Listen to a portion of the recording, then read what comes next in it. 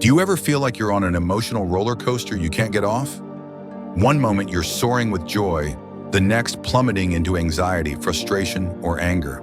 The modern world often feels like a relentless assault on our inner peace, leaving us reactive, overwhelmed, and constantly battling our own feelings. We're told to control our emotions, but rarely how. If you've ever wished for a way to navigate life's ups and downs with greater composure, to find a deep, unshakable calm amidst the storm, then this video is for you.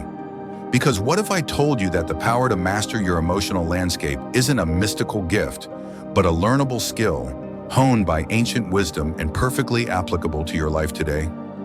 Welcome to Stoic Mindset. I'm your guide, and today we're embarking on a transformative journey into the heart of Stoic philosophy, mastering your emotions, a Stoic guide to inner calm. This isn't about suppressing your feelings or becoming emotionless.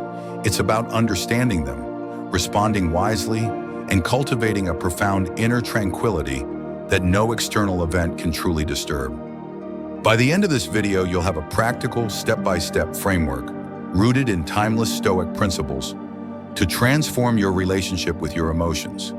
You'll learn how to identify emotional triggers, challenge irrational thoughts, and build a fortress of inner calm that empowers you to live with greater freedom, clarity, and peace. Are you ready to take control of your emotional world? Let's begin. Before we can master our emotions, we must first understand them. The Stoics had a remarkably sophisticated view of emotions, far more nuanced than simply good or bad.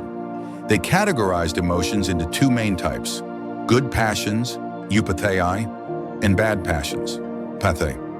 But here's the crucial distinction. It wasn't the emotions themselves that were inherently problematic, but our judgments about them. For the Stoics, a bad passion, like excessive anger, fear, or grief, arose not from the external event itself, but from our irrational belief or judgment that something outside our control was either good or bad, and therefore something to be desperately pursued or avoided.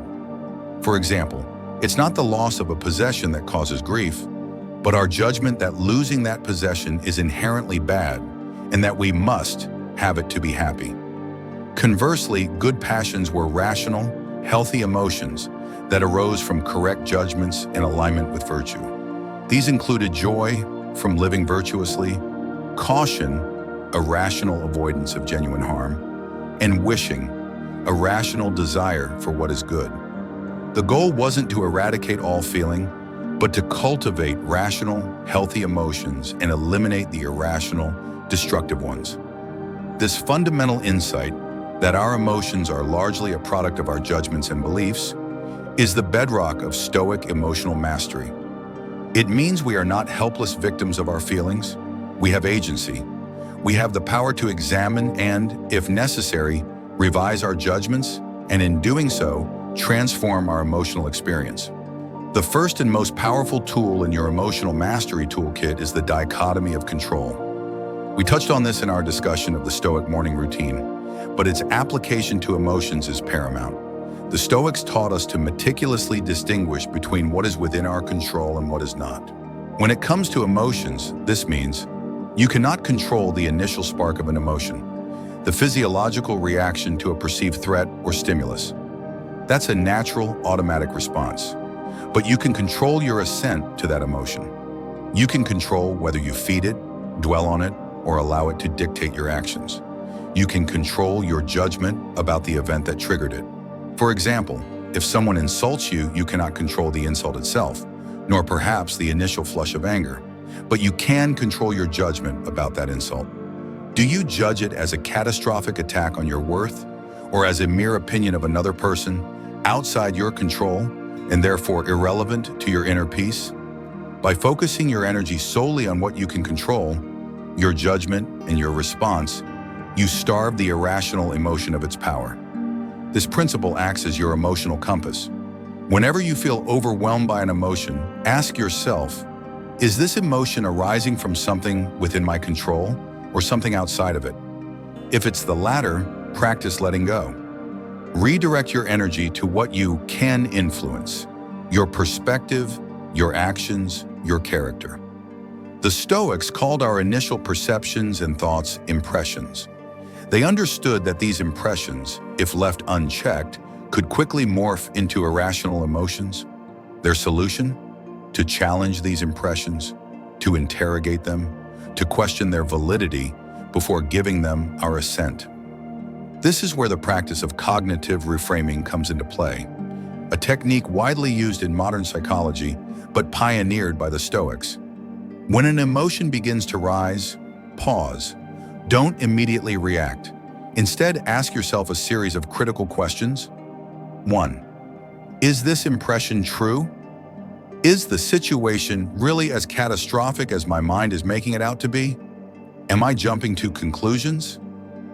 2. Is this within my control? If not, why am I expending energy worrying about it? 3. What is the nature of this thing? Am I judging this external event as good or bad when it is, in fact, indifferent? For example, is a traffic jam truly bad or merely an inconvenience? 4. What would a wise person do? How would Marcus Aurelius, Seneca, or Epictetus respond to this situation? What would be the virtuous response? 5. What is the worst that can happen, and can I endure it? Premeditatio malorum in action. By mentally preparing for the worst, you often realize it's not as terrifying as your initial impression suggested, and that you possess the inner resources to cope. 6. What is the opportunity here? Can I find a lesson, a chance for growth, or an opportunity to practice virtue in this challenging situation? By consistently applying this rigorous self-interrogation, you create a crucial gap between stimulus and response. In that gap, you find your freedom. You move from being a slave to your emotions to becoming their master, choosing how you will respond rather than simply reacting. For the Stoics, the ultimate goal wasn't just to avoid bad passions, but to live a life of virtue. They believed that a virtuous life, one guided by wisdom, courage, justice, and temperance, was the only true path to eudaimonia, or flourishing, which included a profound sense of inner calm and contentment. When you consistently strive to act virtuously, your emotional landscape naturally stabilizes. Why? Because virtuous actions are always within your control. They are aligned with reason and your highest self. They don't depend on external outcomes or the approval of others, which are inherently unstable. Wisdom, the ability to discern what is truly good, bad, or indifferent. When you act with wisdom, you make rational judgments, reducing the likelihood of irrational emotional responses. Courage, the strength to face fear, adversity, and discomfort, not with recklessness, but with reasoned resolve. Courage allows you to act despite fear, rather than being paralyzed by it. Justice, treating others fairly, with kindness and respect. When you act justly, you foster positive relationships and avoid the emotional turmoil that comes from guilt, resentment, or conflict. Temperance, or moderation. Exercising self-control and moderation in all things. Desires, pleasures, and even negative emotions. Temperance prevents you from being swept away by impulses or excessive reactions.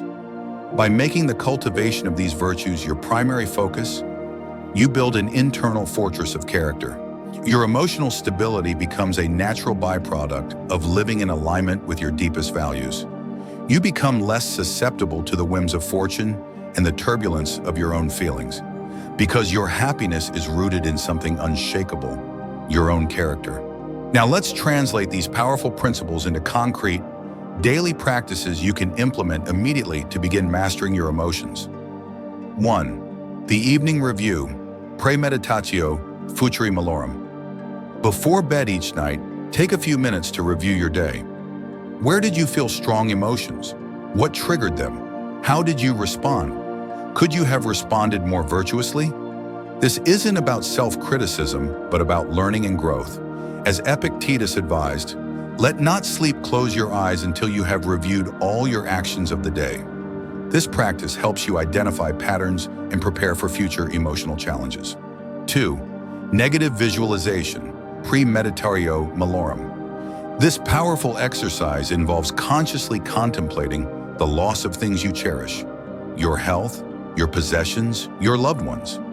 The purpose is not to invite misfortune, but to inoculate yourself against the shock of loss and to cultivate profound gratitude for what you currently have. By mentally rehearsing adversity, you reduce its power over you and strengthen your resilience. When you realize you can cope with the worst, everyday inconveniences lose their emotional sting. 3. The view from above, cosmic perspective. When an emotion feels overwhelming, try to zoom out.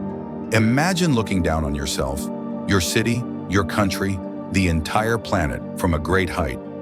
How significant is this problem in the grand scheme of the universe? This exercise helps to put your emotional reactions into perspective, reminding you of the vastness of existence and the transient nature of most of our worries. It's a powerful antidote to self-importance and emotional myopia. 4. Amor fati, love of fate.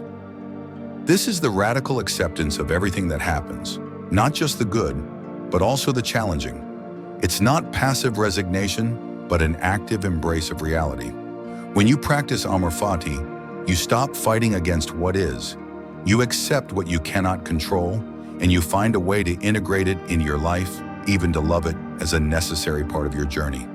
This profound acceptance eliminates a huge source of emotional suffering, the resistance to reality. 5. Mindful pauses. Throughout your day, take intentional pauses. Before you respond to an email, before you react to a comment, before you engage in a difficult conversation, just a few seconds to breathe, to check your judgments, and to choose your response.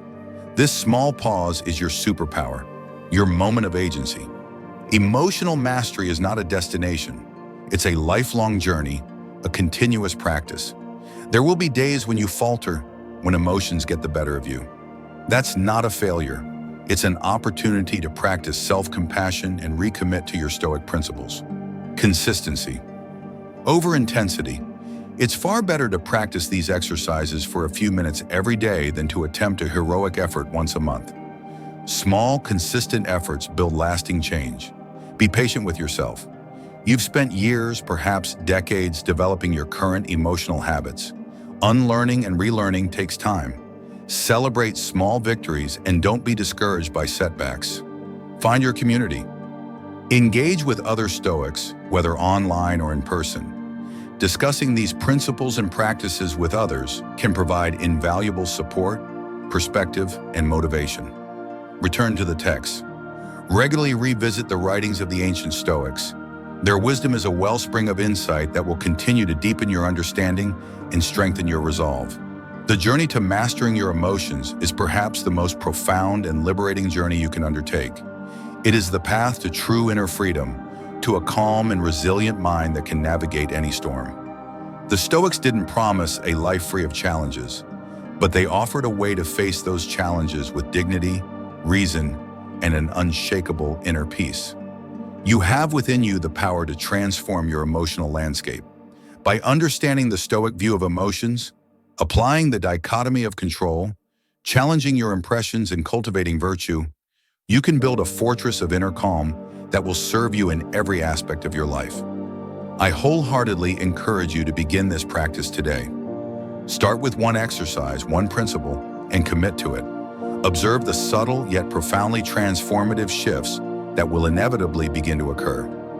Your emotional world will change, and in that change, you will find that you too are being transformed. If this deep dive into emotional mastery resonated with you, if it sparked a desire for greater peace and resilience, please take a moment to hit that like button and subscribe to Stoic Mindset. Join our growing community dedicated to applying ancient wisdom to modern challenges. I'd love to hear from you in the comments below. What's one specific Stoic practice for emotional mastery you're most excited to implement? Or what's an emotional challenge you're currently working to overcome? Thank you for joining me on this journey of self-mastery and intentional living. May your mind be clear, your heart be calm, and your spirit be unshakable. Until next time, stay wise, stay resilient, and keep cultivating that Stoic mindset.